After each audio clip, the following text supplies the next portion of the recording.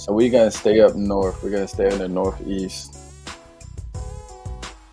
But I also got a nice book that I'm gonna bring out, read from, see what it's saying up in there. I like reading. I like reading some of the old racist books. You know what I'm saying? A lot of people like to throw away the old racist books and be like, "Oh, it's outdated." That's what they try to do now. They try to say, "Oh, it's outdated." You know what I'm saying? But I like to see how they were thinking at this time. I like getting the information from that time. I want to know what they were saying about who during the time.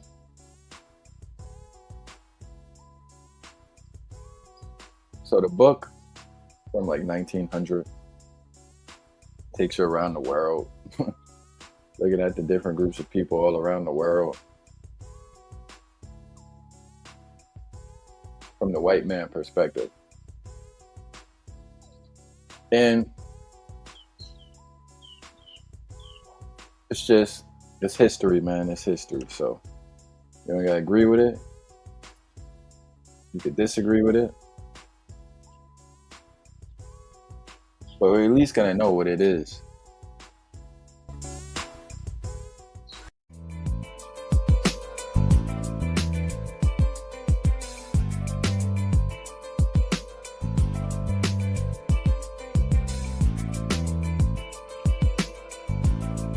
So let's bring it up. Maybe I'll look through if they said anything about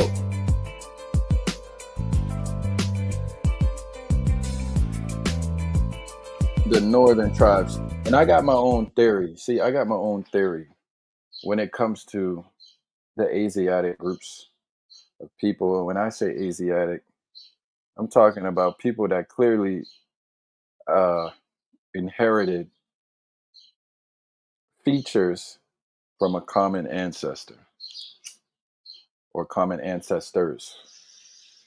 That's what I mean when I say Asiatic groups. Of course, you got like the Hindu people, they Asian as well, but in this, I'm just focusing on those we mainly perceive or know as Asiatics, or I should just say Asians, because even with the Asiatics, you get into like the Arabs and whatnot. That's not who I'm talking about.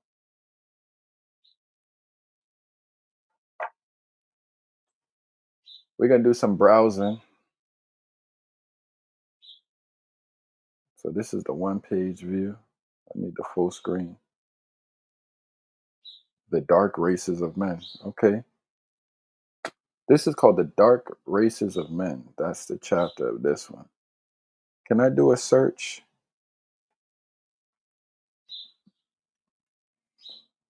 What do I want to? I don't know how they would have spelled MikMaq back then. Nothing was found for that spelling of MikMaq with the Q in there. Nothing found. Watch this though. Let me see if it's working or not. I put in Negro. Okay, so we got a bunch of search results for Negro, 48 of them. But that's not who I'm looking for. So let's go to are they calling these people Native American or are they just calling them by their tribe at this time? They calling Native Australians native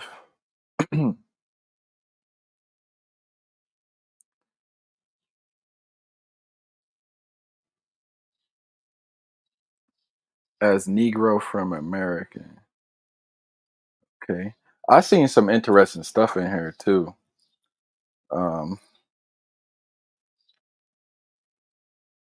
in my humble opinion, I am not a participant in the dragged out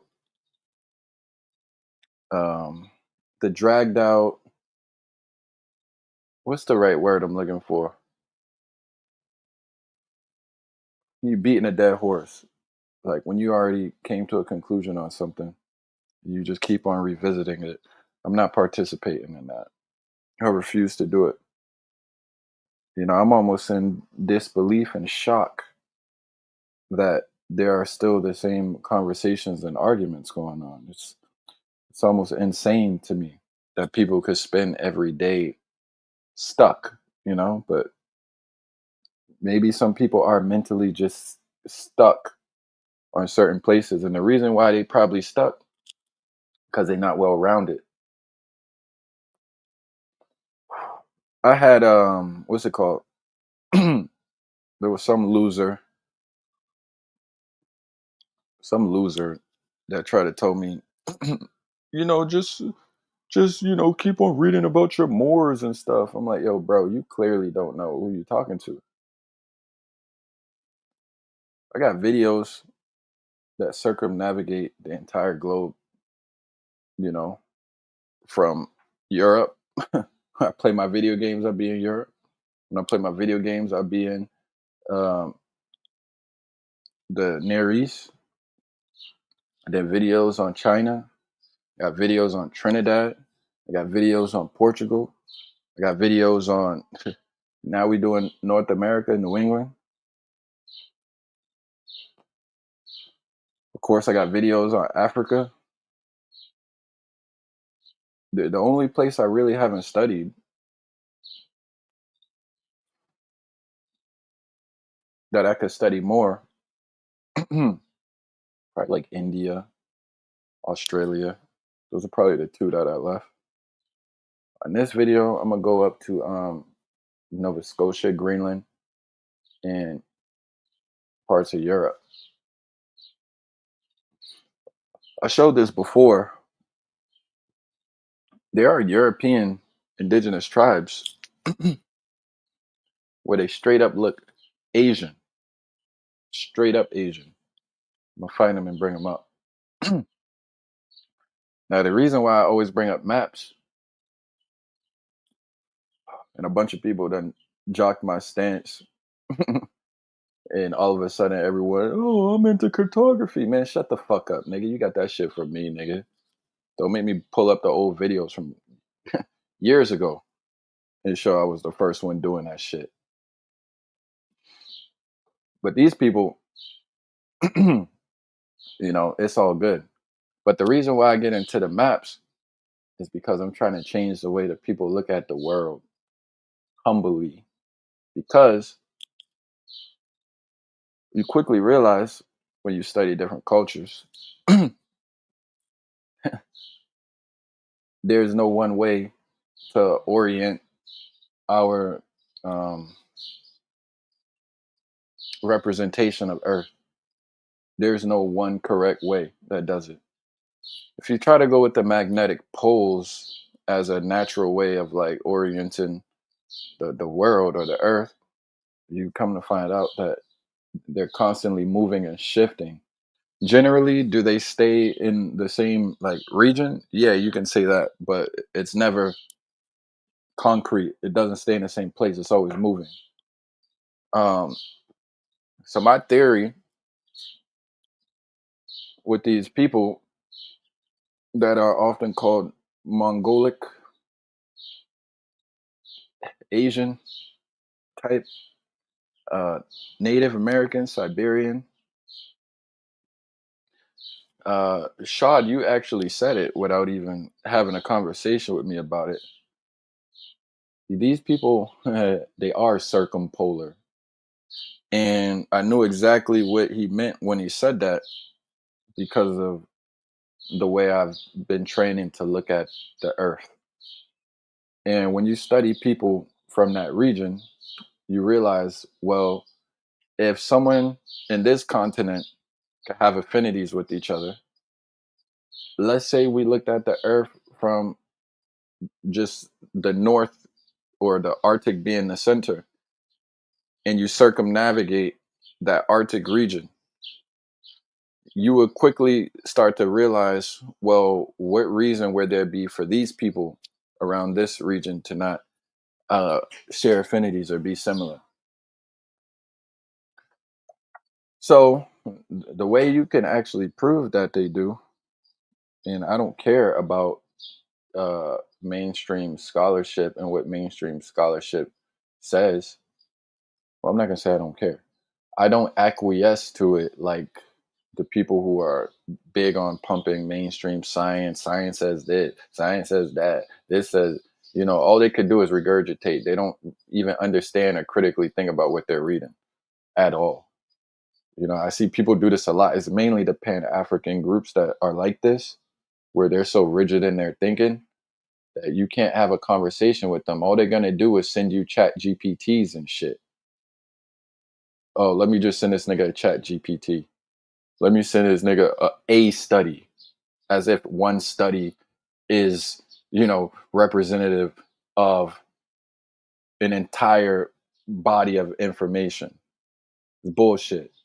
Now, with that being said, I find them to be extreme, but I also don't go in the other direction and be extreme, where I start to say I don't respect any mainstream information.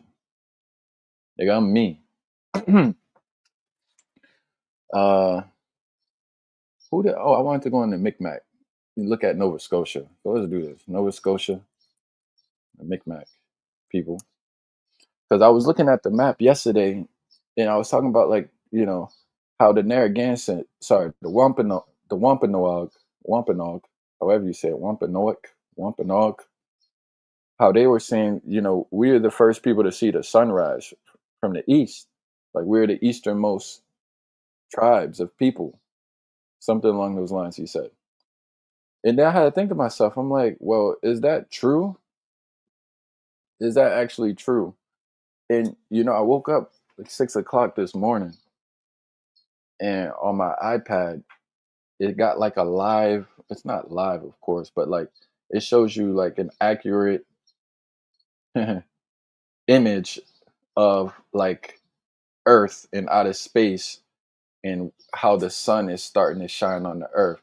And literally, like if I open it up now, it's going to be like a live look at what if y'all understand what I'm saying. So when I woke up early this morning, I did see obviously the sun is shining in the east and then it passes over to the west. So if he was accurate in what he said about the Wampanoag, he would have been right. But the problem is there are people on this continent, because he was talking about this continent. There are people on this continent that are further east than the Wampanoag. And I don't know if the Nauset are a part of the Wampanoag. Maybe they are. I don't know because I'm just learning the Pokanoket is a part of the Wampanoag or something like this. Like I don't really know how all of this is organized.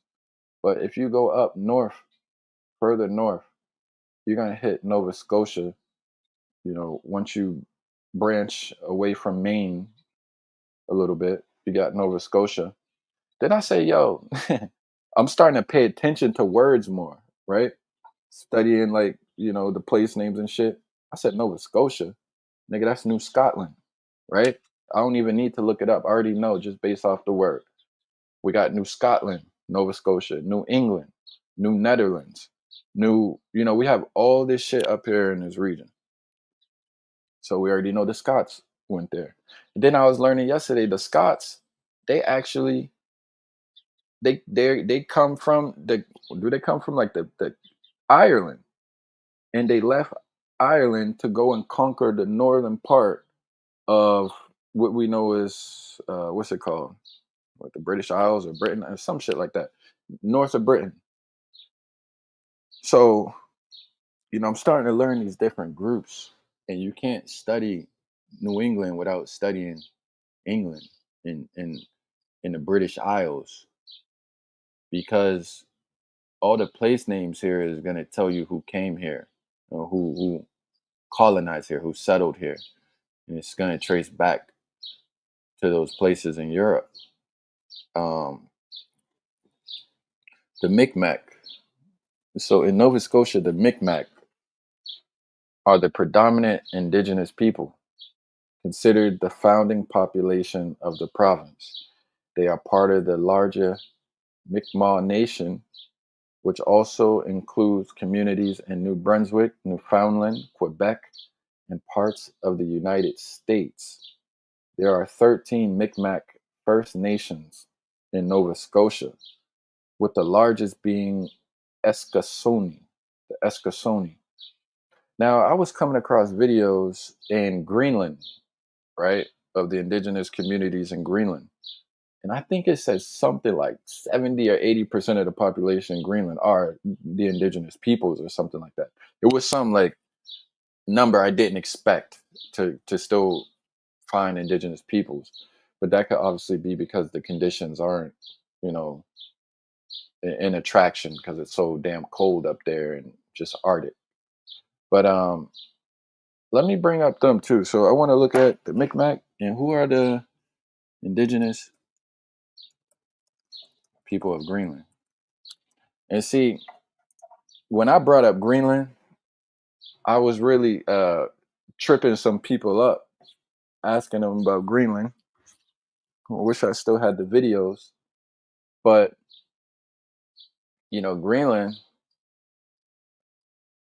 I got to double check on this. I'm pretty sure it's a part of the American continent. Let's check it.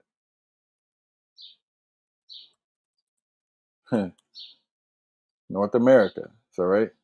So Greenland is a part of North America as well. And then we went into the politics of it and how it goes back to what was it, Denmark or whatever. I got to double check on that. Yeah, Denmark. And then I was just going into all the layers of geography, politics, things of that nature. So who are the indigenous people of Greenland? I'm seeing the Inuit people. Inuit, the Greenland Inuit people. So as you can see, if we move, like we're gonna circumnavigate the Arctic, right? Circumnavigate the Arctic.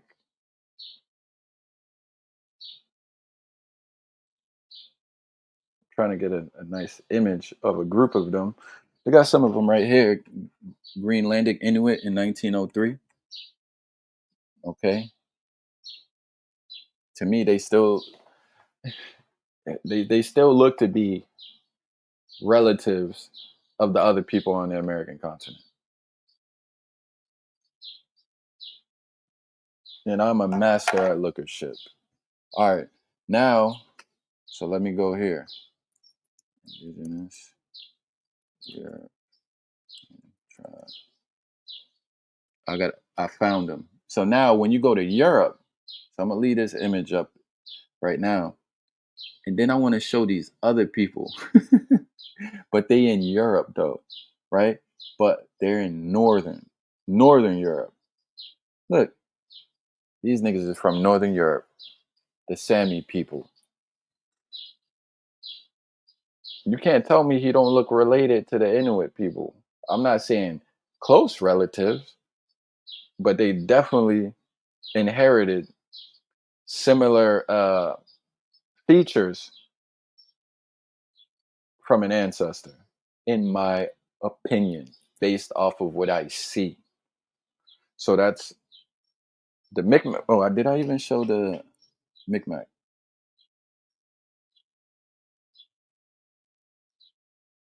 All right, First Nations town of Annapolis Royal. Let me go into this. Annapolis Royal, the founding people of Nova Scotia. There is evidence of the Micmac inhabiting Nova Scotia dating back to 9,000 to 11,000 years ago. The Micmac have a long history in Annapolis Royal and the surrounding areas, and archaeologists have identified several settlement periods. The Micmac, part of the Algonquin peoples who live in northeastern North America, live in Kespukwik, an area Wichwas, later renamed by the Europeans as Annapolis Royal in the Annapolis Valley. Archaeologists have identified several settlement periods spanning thousands of years. The first indigenous peoples' lifestyles were influenced by the land and the ecosystems. And the ecosystems were influenced by the livelihoods of the people. There's a strong tradition of innovation connected to the homelands. Technology, design, food, art practices, clothing, and beliefs can all be tied to the natural resources of the area. I want to I can't really get a clear image on this. Let me see. Okay, I found some pictures over here though. None of them are very clear, but here's one right here. And we see, to me, they look similar as the Inuit, similar to the Sami. And then if we go, what's it called? Who are the other people on the western side of the Arctic? I think they were called Eskimo. I don't know if that's a pejorative now or whatever. But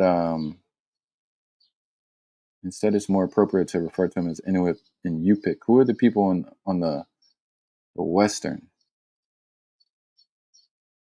So they're saying Eskimo is a general term, is a controversial exonym that refers to two closely related indigenous peoples, the Inuit, which we were just talking about. Oh, I guess they all called Inuit up there. Hold on, let me see. Including the Alaska Native, Inupiat, Inupiat, Inupiat, the Canadian Inuit, and the Greenlandic Inuit. See, now I need to know what does this Inuit word mean? Inuit are a group of culturally and historically similar indigenous peoples, traditionally inhabiting the Arctic and subarctic regions of North America, Russia, Greenland, Labrador, Quebec, Nunavut in the Northwest Territories, Yukon, Alaska. See, I don't know why they didn't put the Sami people.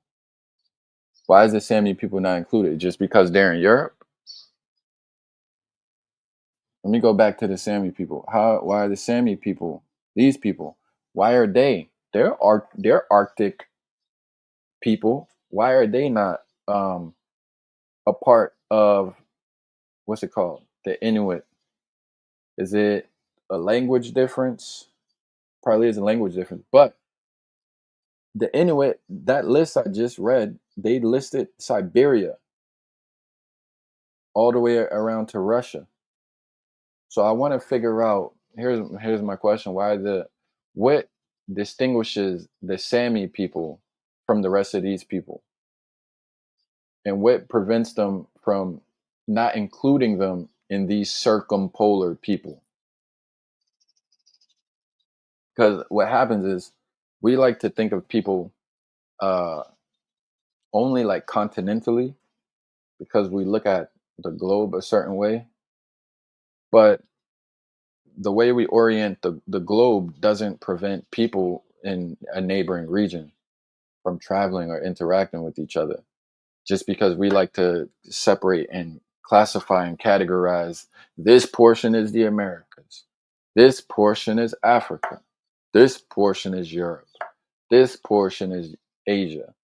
We like to separate things like that and then group people into those categories. But I think there should be some amelioration in certain regards where you're going to have to blur those lines and look at the world differently in a new way.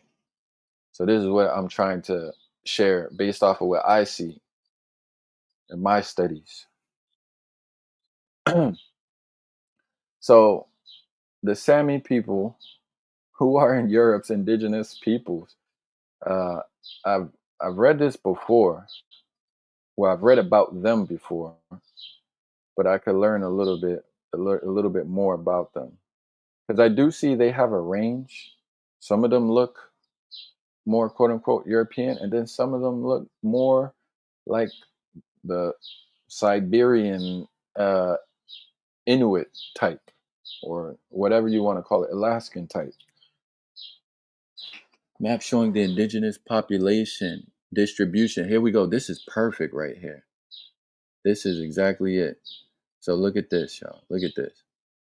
So we're getting uh we're getting a look from top down. So if we look on top of the earth, the way we think of it, we're looking at the Arctic region in the center, and then you could see like Europe and Russia as well. And it's saying maps showing the indigenous population distribution in the Arctic, the blue circles. I wish it would have continued going around and showed us the American Arctic. We could kind of see it over here, right? You got Denmark, well, sorry, Greenland, Newfoundland or whatever, maybe Newfoundland's over here, and then you're gonna get Nova Scotia, right? I really wish we could continue this image and see if it continues going all the way around. Or are they saying these are the furthest extents of the people? And look at this, how big these blue dots are. That tells us that there's a prevalent population there. Maybe even suggesting that they started off there. They started off definitely in one of these two regions or this general area right here between Russia and Europe. But they spread as far as what I could see, Canada. And then on this side, I'm not even sure what region of Russia this would be considered, but it looks like it's pretty far east into Russia, northeast of Russia. The Sami people live in Sweden, Norway, Finland, and Russia. While there is no reliable figure, they represent an estimated 50,000 to 100,000 people, according to the International Working Group of Indigenous Affairs. We are a nomadic people that follow the reindeer herding rhythm most of the year. Ella Merete Oma, head of the EU unit of Sami Council, told Euronews. Nature and land are very important to us. They are the cornerstones of our worldview. Sounds like the Native Americans. Greenland's Inuits, a self-governing territory within the Danish realm. Out of a total 57,691 inhabitants, 89.6 are Greenlandic Inuits. So I feel vindicated because early in the video, this is what I was saying. And according to 2018 estimates cited by the IWGIA, hunting has always been central to Inuit cultures, and until a few decades ago, Greenland's indigenous people lived completely off the land and sea. Today, the economy has shifted and also includes commercial fisheries, tourism, emergent oil, and mining industries. Then you go to Russia. So it's taken us through each of these groups, each of these regions. So now that was about the Greenlandic. Now we're going to Russia at the crossroads. So my whole thing is these are people that most of us today would say they look Asian, but it seems as though they're also the first people of a region in Europe as well. At the crossroads of Europe and Asia, Russia is home to 160 distinct peoples, including 40 that are officially recognized as indigenous. These are groups of less than 50,000 members who are able to preserve some aspects of their traditional ways of life and continue to inhabit their territories. Among them are the Nenets of the Siberian Arctic. Below, see the picture, who are reindeer herders of the nomadic Inuits, which number just a few individuals. Now, when I see this dude, I think of Vladimir Putin. Why do I think of Vladimir Putin? I bet if I went up Vladimir Putin's family tree, we're gonna find some people that look exactly like this. What's this? This Sammy. What did they call this? This Ninet person. And you're also gonna find a more quote unquote white or Caucasian person in Vladimir Putin's line. But I guarantee you, Vladimir Putin has some of this person's blood or heritage descent, like whatever larger group this person would be classified a part of. I guarantee that Vladimir Putin also maybe has that as well. I don't know to what degree, but I could definitely see it. And this brother is from Russia. Um, so I guess we got to also highlight and recognize that even within these nations, they're not, they should not always be viewed as like homogenous or even quasi homogenous. A lot of times you got so many different, distinct ethnic groups within a nation. Um, and I had to think about that too, talking to the brother yesterday, where he was telling me that, well, the Eastern natives, you know, perhaps they didn't look like the Western natives. But from what I'm seeing, I still see an affinity and similarities to show some sort of closeness, you know, definitely relatives. All right, so I'm not going to go into the climate change and all that stuff. Um, I'm just showing them from the Americas to Europe to Russia slash Asia. If you circumnavigate the polar region, you see the same group of people across these different quote unquote continents.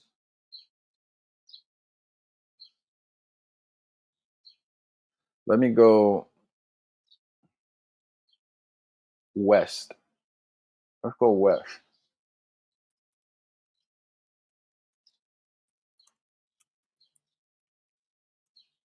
Check out the Alaska natives.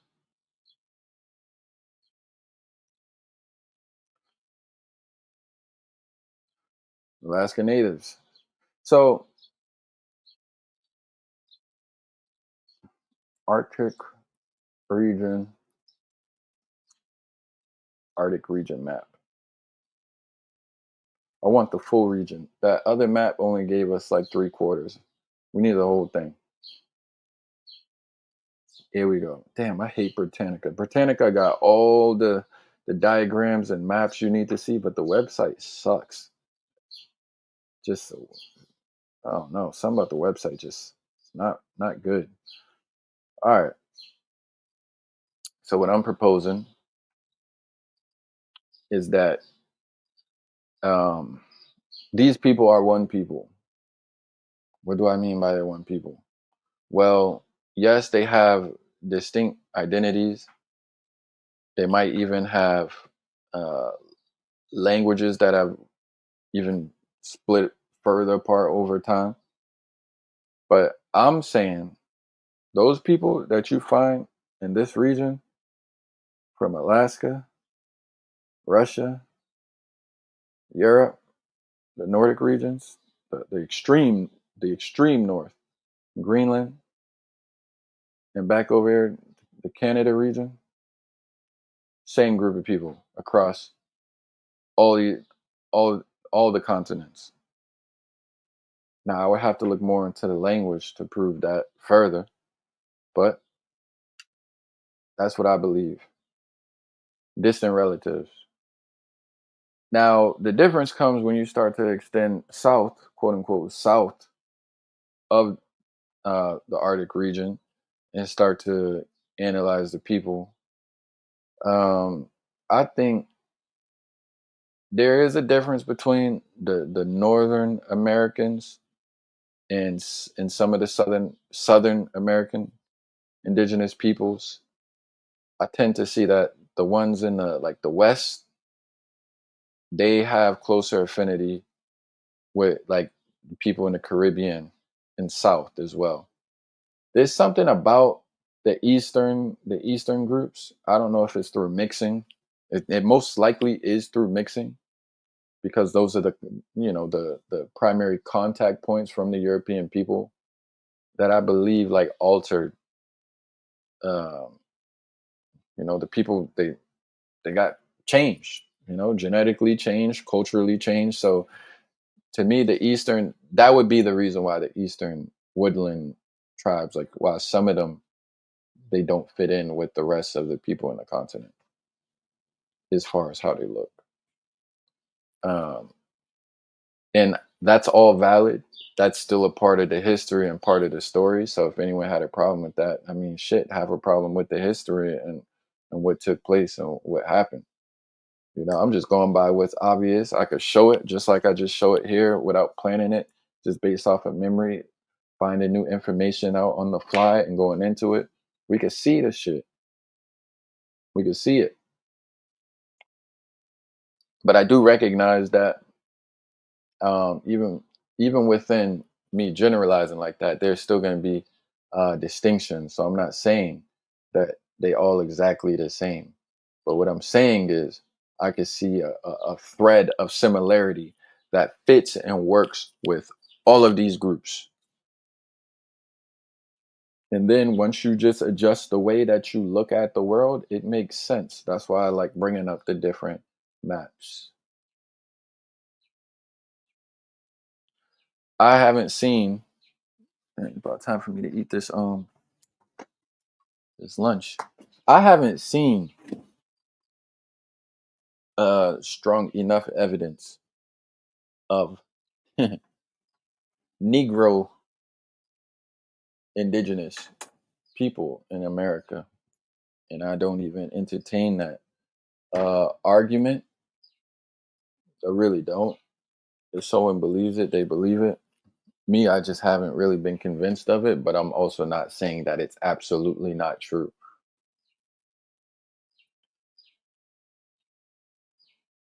But I haven't seen it. I've listened to a lot of people, conversations, respectful. Some conversations end up not being respectful. But through all the conversations, I can't lie and say, like, yo, I'm convinced. No, I have not been convinced. And shit, I want to see a native revitalization.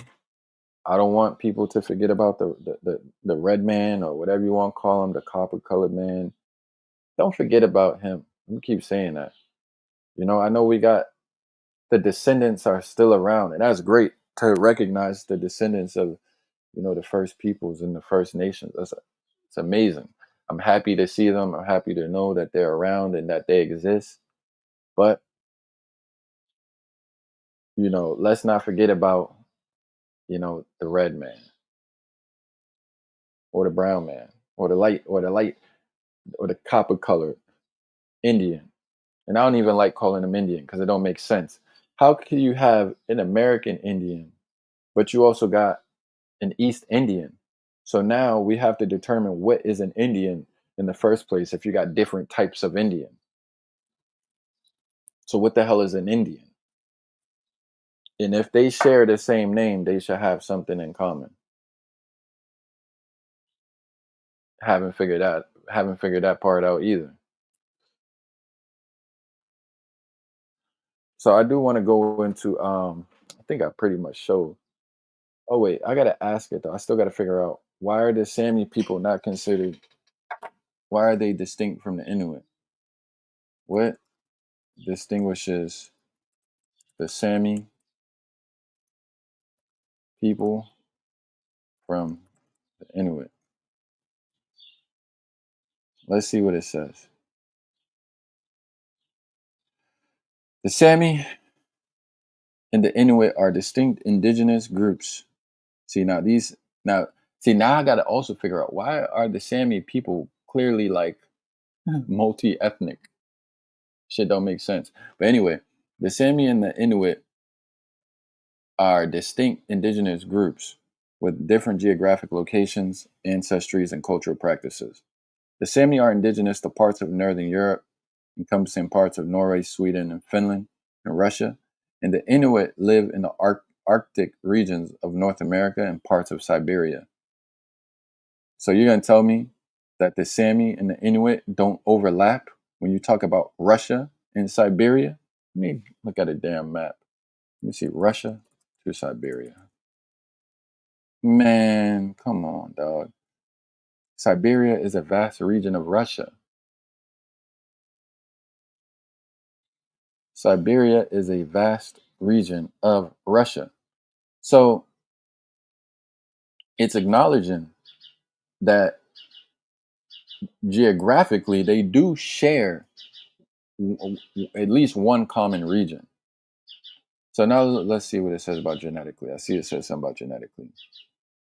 Genetically, the Sami are more closely related to other European populations, particularly those in the Uralic region, while the Inuit have distinct ancestry, including a significant amount of Paleo Siberian slash Amerindian ancestry. Culturally, while both groups have strong connections to their environment and traditional ways of life, their specific cultural practices, such as Sami reindeer herding and Inuit hunting and fishing techniques, differ. So, have a complex genetic background. Sami have a complex genetic background with origins tracing back to ancient North Eurasians, Eastern European, see, and a smaller amount of Neo Siberian. So, it sounds like to me, look, the Inuit got Neo Siberian. See, I could see the common thread. Like your eyes, honestly, some people they hate this, but your eyes, if you are studied, your eyes won't lie to you.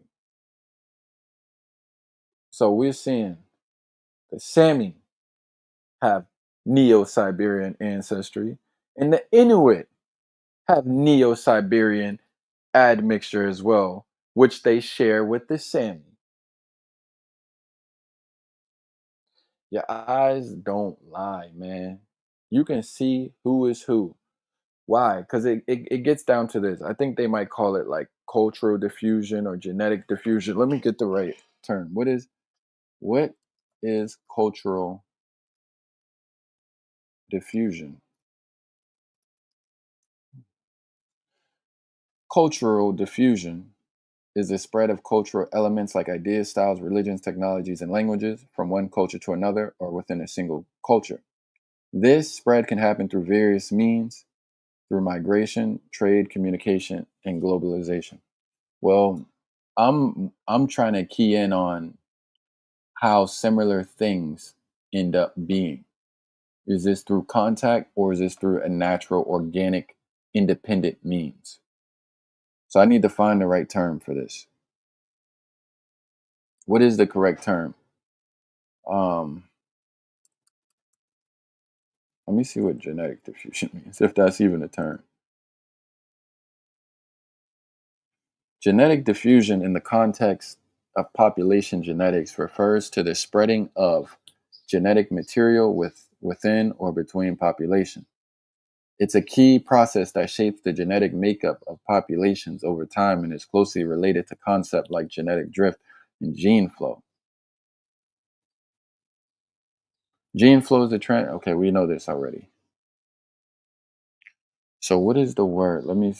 What is the word for things are like through contact or if they developed independently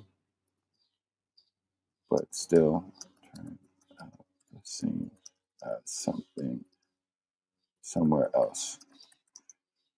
Let's see if the AI can help me with this. Okay, so I guess I was right. Cultural diffusion. It says if things are alike through contact, the term is cultural diffusion. If things develop independently but still turned out the same, the term in biology is convergent evolution. We're going to have to go into convergent evolution, where unrelated organisms develop similar traits in response to similar environmental pressures. Another related term, parallel evolution, describes the independent development of similar traits in different species that have a common ancestry. So this is what I'm gonna do my next live about. This right here. These two, I don't know if these are theories or what. Uh, Convergent evolution, parallel evolution. We're gonna look into those on my next live stream. Fuck it, we do it right now. We do it right now. Convergent evolution is the independent evolution of similar features in species of different periods or epochs in time.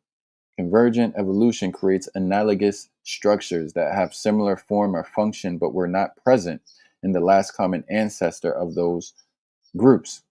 The cladistic term for the same phenomenon is homoplasy. The recurrent evolution of flight is a classic example, as flying insects, birds, pterosaurs, and bats have independently evolved the useful capacity of flight. Functionally similar features that have arisen through convergent evolution are analogous, where homologous structures or traits have a common origin but can have dissimilar functions. So, you know what? I might have to tweak and adjust my stance because that was a great example that they gave of convergent evolution. That was a great example. But you can also use this. I wonder if this can be used to argue against uh, that whole Darwinism shit and the mainstream evolution that we know about. I ain't never seen, maybe I'm not watching close enough. I ain't seen nobody really talk about this. Maybe they will start.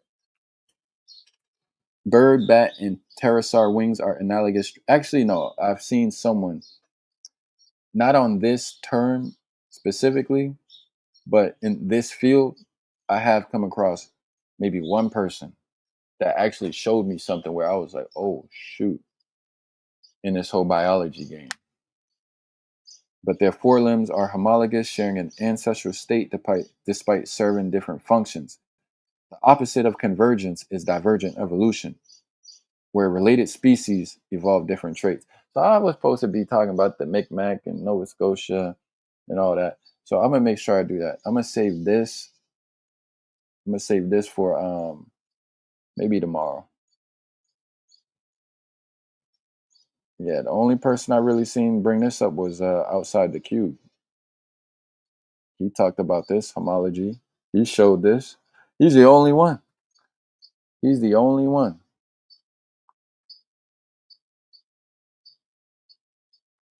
Let's see.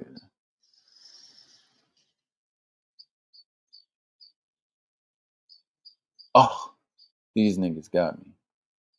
These niggas got me. Oh, completely fucking forgot. Oh, goddamn. But yeah, I'm gonna save this for another live stream.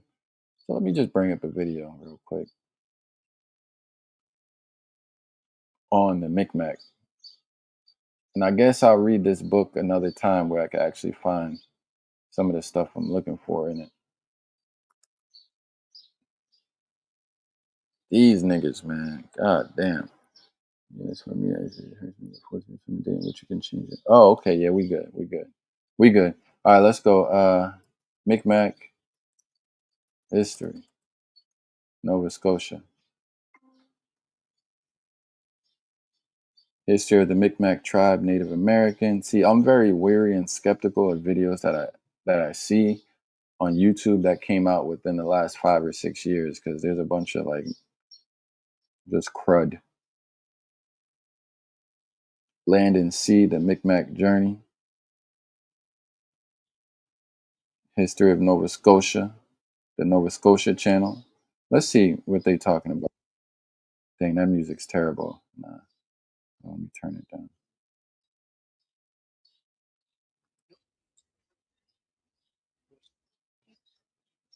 All right, yeah, we'll go with this video.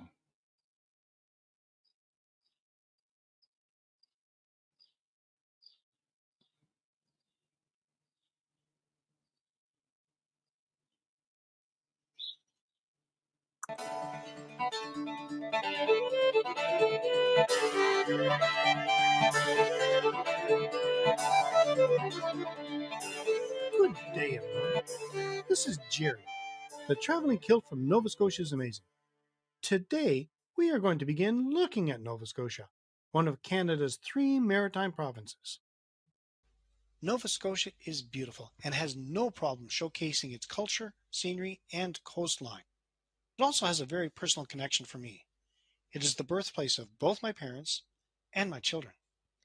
It is the only British colony to ever have been given a Latin name, New Scotland. In 1497, our old friend John Cabot, or you might remember him as Giovanni Caboto, may have been the first European to land in Nova Scotia, up at the north end of the province, today known as Cape Breton. But he was by no means the first on the land.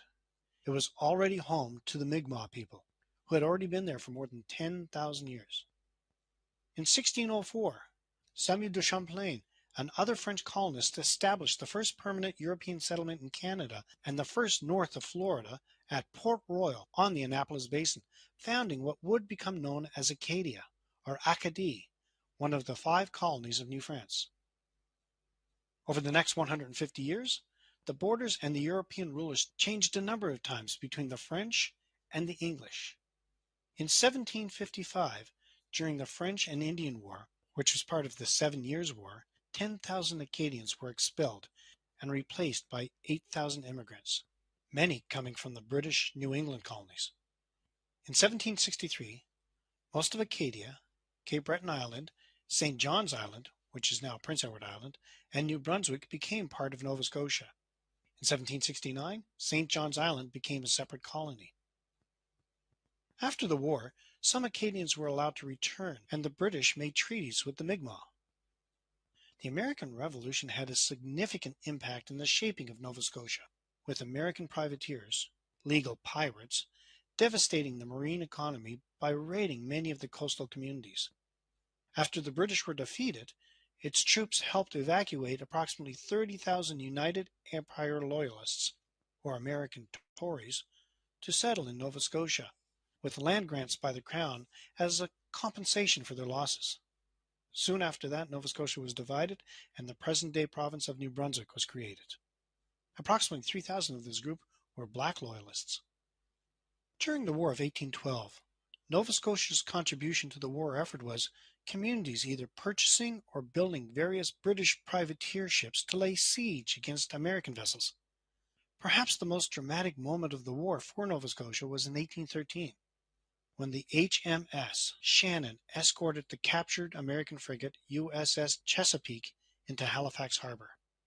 The act of losing this ship was the inspiration for the famous United States naval quote, "Don't give up the ship."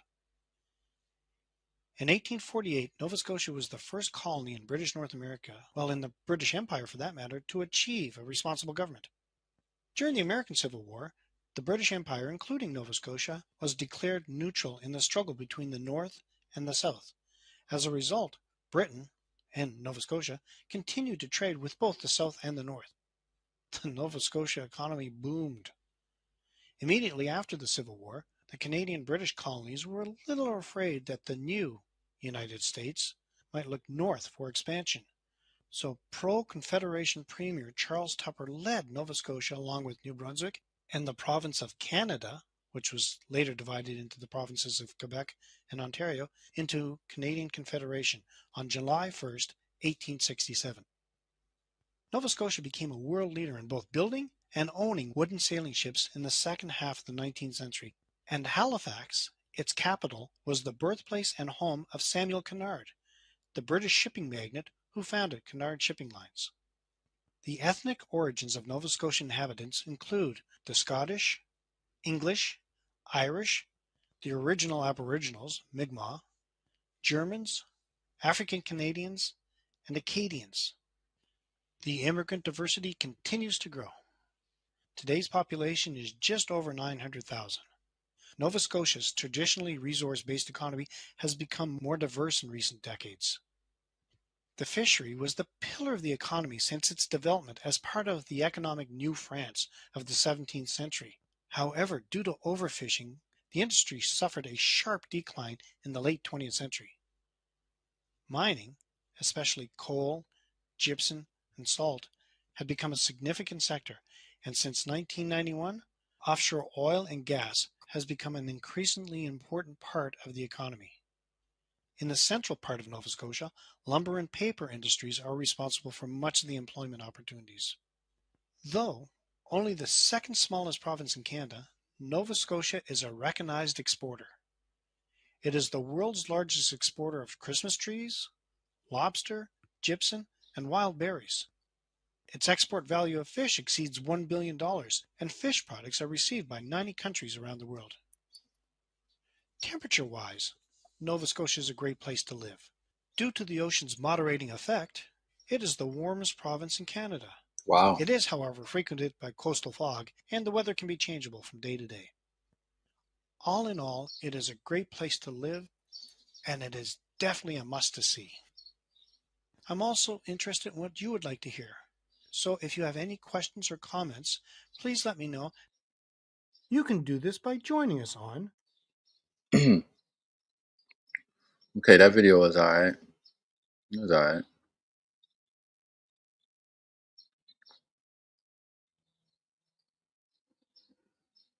History of the MikMaq tribe.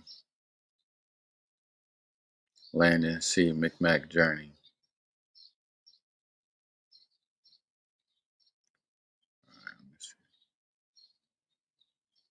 Curator Roger Lewis, fishing has always been essential to life in MikMaq. MikMaq History Month.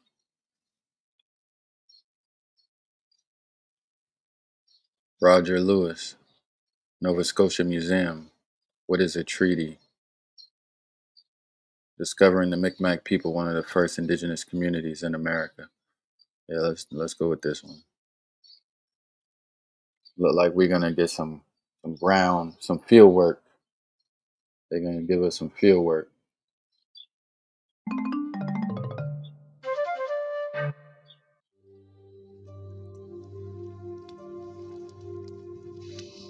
We are all gathered for the sunrise ceremony. Let us thank the fire and the wood that sacrificed their lives for us. We are facing east, so we will ask our ancestors to join us, to pray with us, and to participate in the ceremony with us today. It is a day like no other, beginning on the banks of the Kabuak River. A day entirely dedicated to the land of the ancestors, the one occupied by the MikMaq tribe since the dawn of time. Eric wouldn't have missed this great day for the world. Do. You want me to take care of the grandfather spirit? He works at Kabuak National Park in the heart of the MikMaq territory. For 30 years, he has been passionate about this unspoiled nature and the people who live there. So when the MCM comes out, he is definitely invited. You're going to throw it as far as possible without hurting anyone.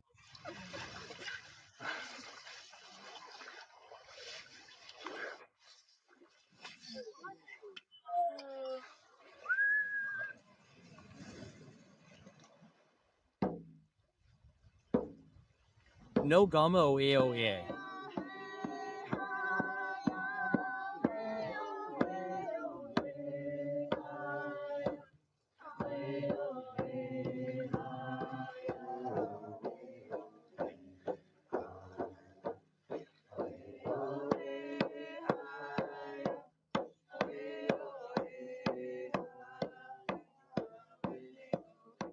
These are ceremonies that take me back to my youth, because I lived with the Atikamek. But I also have ceremonies that bring me very close to the earth, many of my values, my roots. And all indigenous ceremonies are directly connected to the earth, to Mother Earth, to the grandfather. Thanking the Creator for the resources we have. And that, well, goes with the ecological philosophy, which is a philosophy that is my values, and I feel close to these ceremonies. I'm happy to see you. Your regalia is magnificent. Because he spent many years alongside the Native Americans, Eric created a very strong bond with the MikMaq community, especially with Toli, one of their spiritual guides, his brother in spirit. Okay, so he's not native. He's not native. He just appreciated the nature, would go up there and got to know the people. Historically, the MCMAC were among the first First Nations or the first indigenous people to encounter Europeans. From Jacques Cartier to Samuel de Champlain. When he crossed, he died like flies of scurvy. Once here, it was the Amerindians who saved them by giving them cedar tea, because it's full of vitamin C, and now, we know that scurvy is a vitamin C deficiency. But it was the Amerindians who saved the last ones, who arrived by boat, then who were in bad shape. They got them back on their feet. Then it's thanks to the Amerindians that we couldn't settle on their continent. So what I'm gonna do in the future, I'm gonna start doing comparative studies. I'm gonna take one northern group and I'm gonna compare it maybe to a central group or a southern group. And I'm talking about the American continent. Then I'll compare a group from south to central, a group from central to the south. So many different ones to, you could do comparative studies with. And I'm gonna do it based off of my methodology. What makes logical sense to me? What do I see with my natural eye? This is essentially what the explorers were doing. Now, did they have political influence that went into their work? Absolutely, yes. So that could have definitely skewed and influenced some of the things that they wrote down. Did they have cultural bias? Absolutely, yes. So you got politics, culture, and that's natural. It is what it is for a human being in this world. You're gonna look through things through your cultural lens. If you getting paid to do it, you might do it for a capitalistic end, political end.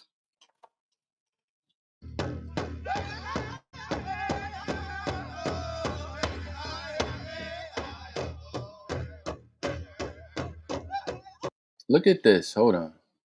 Look at this book. History of the Saxon or Scandinavian race. We got to go into that. Of the Coptic, Jewish, and Phoenician races.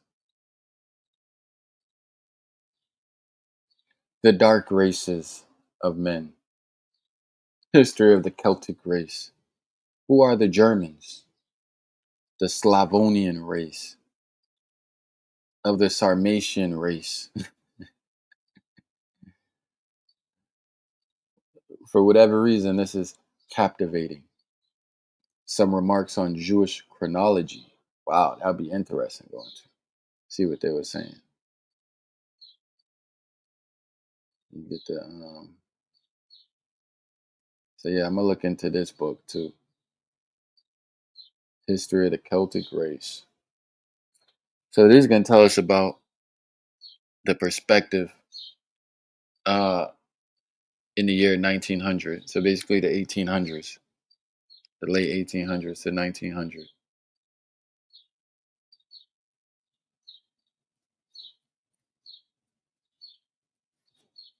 I'm gonna read this. Oh wait, damn, no, 356 pages. In America, he becomes a real American, a Kentuckian, a Virginian, a furious Democrat. In Oceania, he becomes a native Tasmanian, Australian. In Southern Africa, he calls himself an Afrikaner. Holland and England are nothing to him. He has forgot forever the land of his forefathers, and for consideration will fight to the death with his brethren. Who is he talking about?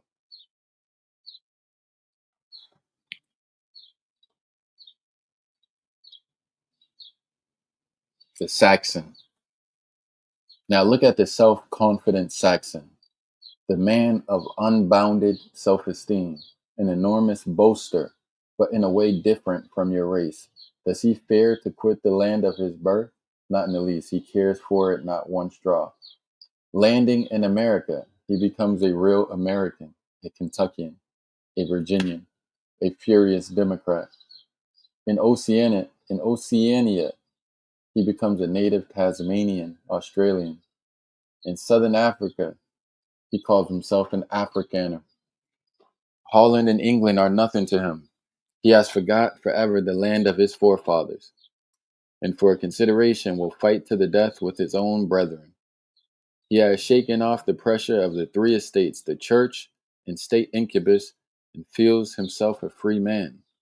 Then comes out his real nature, his go-ahead principles. See how he plunges into the forest, boldly ventures on the prairie. fears no labor. That is the point. Loves that which you most abhor, profitable labor. What is to him? I got to read that over because now I get it. See how he plunges into the forest, boldly ventures on the prairie, fears no labor. That is the point. Loves that which you most abhor, profitable labor. What is to him a patch of ground? All the earth he is prepared to cultivate and to sell to the highest bidder so that it suits his purpose. You cling together in towns and hamlets. He, on the contrary, will not build a house within sight of his neighbors, if he can avoid doing so. With him, all is order, wealth, comfort. With your reign, disorder, riot, destruction, waste. How tender are the feelings of the Celtic woman! How soft and gentle is her nature! Her tears flow at every tale of distress. Her children are in rags. Oh, shit. Yeah, we're going to read this shit. Maybe not today, but I'm definitely going to read some of this. If anyone wants to say anything about what I read, you are welcome. You are welcome. On a subject so vast, I must be extremely brief. The Celtic race presents the two extremes of what is called civilized man. In Paris, we find the one; in Ireland, at Skibbereen, and Derrynane the other. But civilized man may perhaps proceed higher even than in Paris, but of this I am not quite sure. Beer drinking, smoky London, with its vaults and gin shops, its Vauxhalls and Cremor, however you say that, looks like ceremonies, but it's Cremornies, its single gay street and splash of a short season cannot be compared with Paris. As a race, the Celt has no literature, nor any printed books in his original language. Celtic Wales, Ireland, and Scotland are profoundly ignorant. There never was any Celtic literature, nor science, nor arts. These the modern French Celt has borrowed from the Roman and Greek. Of French, see, this is why I gotta read this, because this is what I've been saying. We like to use this white word as umbrella, but yo, these people are, they got distinct national histories. I understand that they are relatives, and that's the argument that I was just presenting earlier with the Arctic people. But when we now classify all these people under one umbrella, we forget that they have distinct histories. They done eradicated and conquered their quote unquote indigenous tribes, got rid of tribalism, had the Roman occupation that expanded into Britain.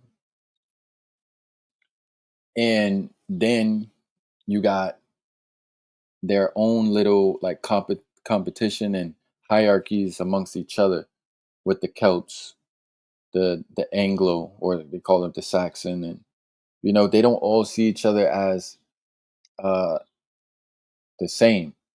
At least not at this time. Maybe today people hear I'm white. You know what I'm saying?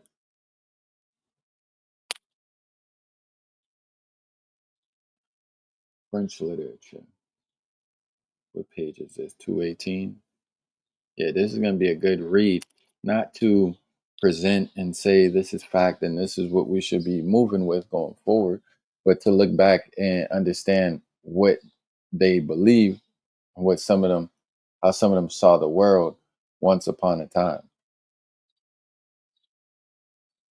The Celtic race has had in its hands more than any other its own destinies. Chance placed at their head the greatest of men that ever happened on earth. Him they sold and betrayed. Still, their power is terrible and quite an overmatch for any other single race. Nothing could prevent them from again marching to Moscow and Petersburg, were the contest to be merely between the two races. By such a contest, mankind would be greatly benefited. Even as it is, France can no longer be assailed by any foreign force. Paris is fortified, and were the territory again polluted by a foreign foe, the true Republican flag would be once more hoisted So they're talking about the siege of Paris by the Nordic people. I believe that's what they're referring to. The horrible degradation of the Celtic population of Ireland may perhaps be best judged of by this one fact, that they are not aware of the existence of 40 millions of the same race within 2 days' sails of their shores. Ignorance is a dreadful thing. It is amongst Celtic nations that terrible convulsions of necessity arise in respect of the property and land, arising from the erroneous nature of the Celtic mind in respect of true liberty, freedom, equality. On all those points, their ideas are innately and inherently vicious. I gotta also point out who's writing this. I'll get it in a second, so we can know what perspective this is being written from. No Saxon man admits in his own mind the right of any individual on earth. See, and this is what I was also saying, man. And people be trying to pick little stupid arguments, right? When I be talking about the white man,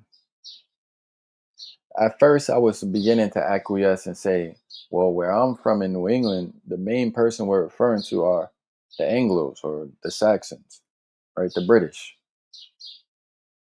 But, other people now, when talk to them, they go and say, well, where I am, a person from Dagestan is white. Like, nigga, shut the fuck up. You ain't got no Dagestanis over here in America. We're not having that conversation and talking about them. So now people are just like playing with the words so much that I got to be specific of who I'm talking about now. Super specific. I know who I'm referring to.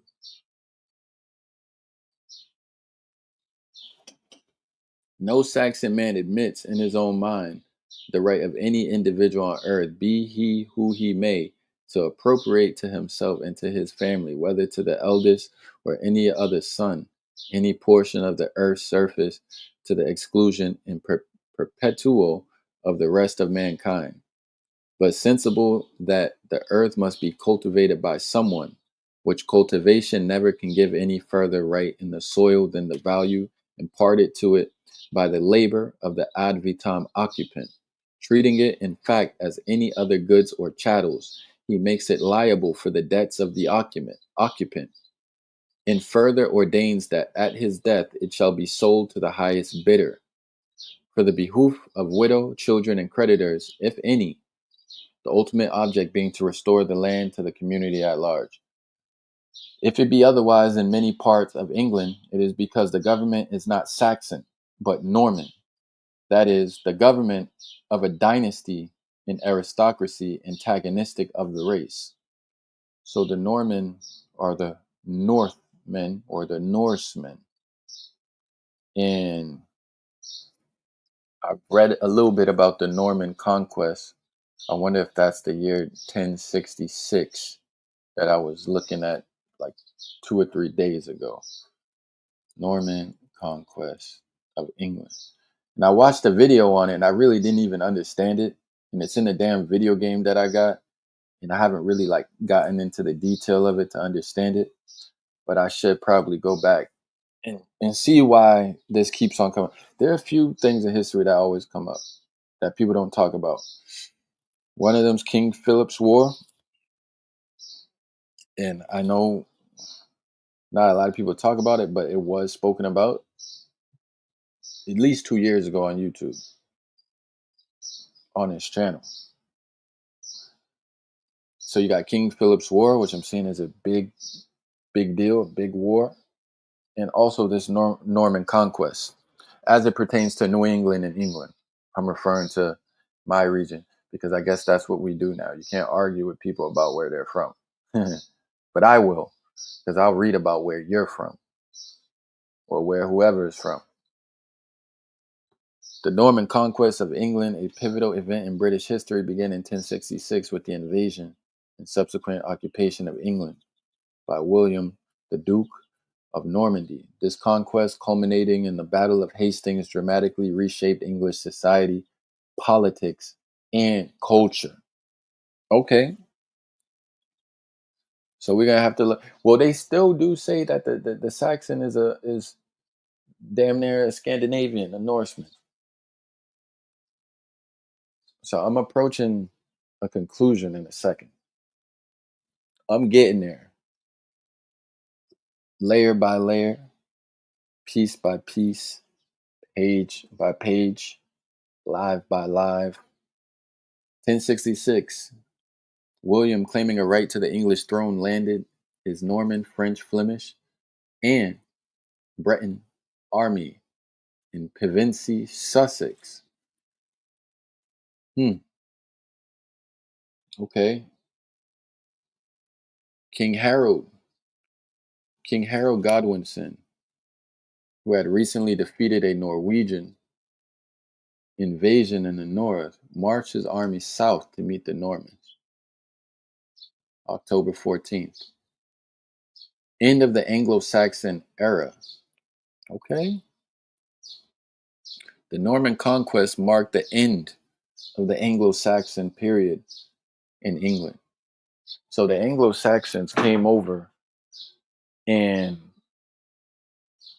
took the land from the Britons and other Nordic peoples, I believe. I think something like that. The feudal system. William introduced the feudal system where land was held in exchange for military service. Cultural and linguistic changes. The Norman conquest led to the introduction of French words into the English language, significantly impacting its vocabulary and sound system. Centralized government. The Norman rulers centralized the English government and strengthened the administration of justice. You get the Bayeux tapestry. A famous embroidered cloth dating from around 1080 depicts the events of the Norman conquest. Okay, let's look at this right here. I want to see this right here. Okay, hold on. So this is what I be seeing in the video game. This is what I be seeing in the video game right here.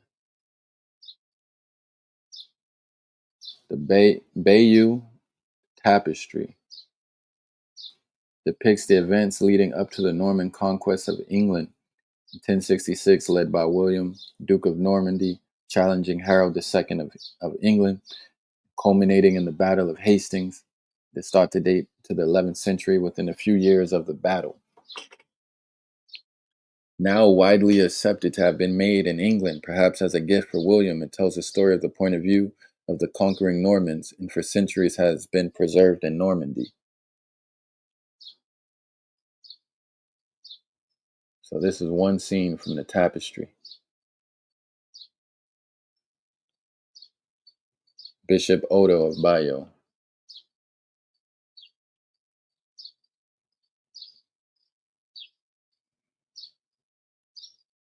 Scenes showing the Norman troops crossing the Channel and landing in Sussex. So this looks like they redid it, updated it. So made with stitching. This is fire that they see. This is what I like to see. How did they capture this history? How did they record the history? Very important.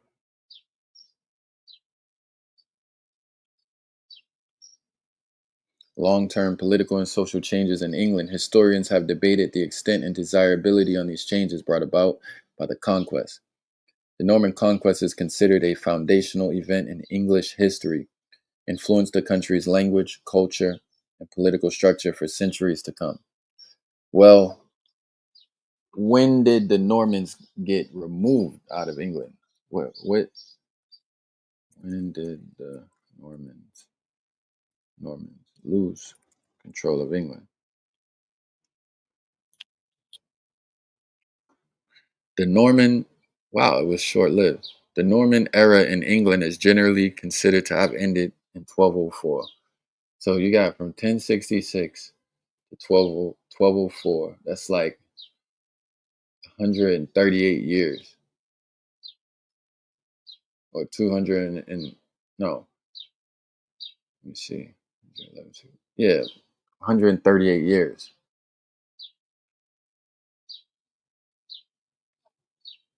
So 1066 to 1204, the Norman kings rule England and an Anglo-Norman culture develops. 1204, King John loses Normandy to the French, a key Norman territory. So the yeah, so okay, so they conquered two key places. I see now I got to go into the Normans. These people right here. The Normans were a population arising in the medieval Duchy of Normandy from the intermingling between Norse Viking settlers and locals of West Francia. The Norse settlements in West Francia followed a series of raids on the French northern coast, mainly from what is now Denmark, although some also sailed from Norway and Sweden. Okay. Arrival in England on the Bayeux Tapestry.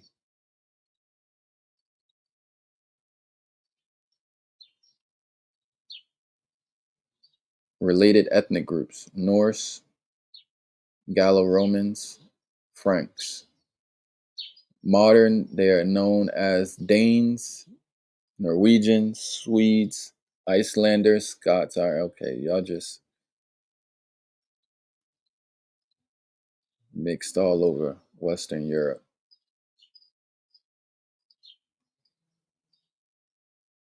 Norsemen. Extent of Norse language in AD 900.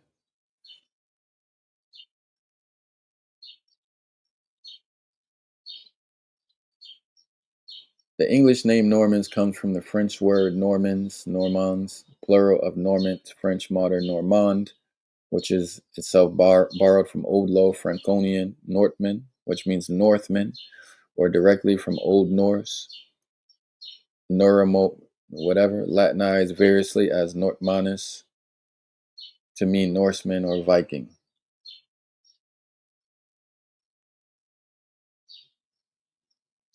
Normandy, Norseman, Nordic. There was another one. All essentially Viking groups.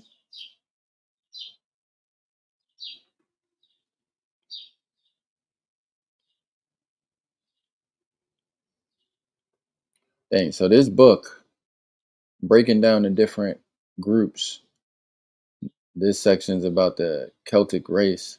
Now contrast these Saxon ideas with the Celtic. From time immemorial, the land belonged to the chief. See, I could go on and on reading this. This is going to be interesting. And it don't just talk about them. It talk about the Negro, the Malay, everybody, the American.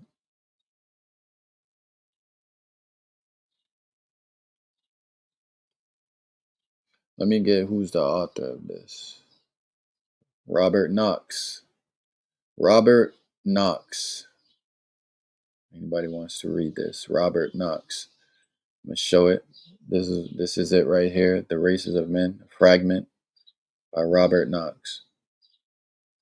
So if y'all want to check that out, you can check that out.